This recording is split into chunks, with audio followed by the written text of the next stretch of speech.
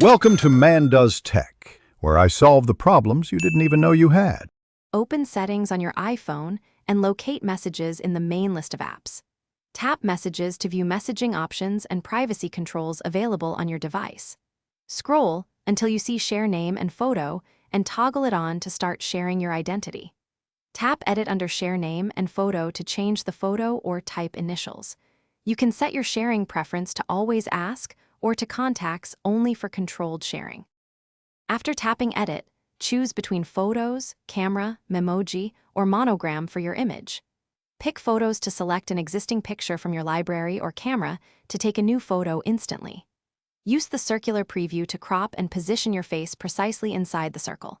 If you prefer a stylized option, pick Memoji or a monogram with initials and background color.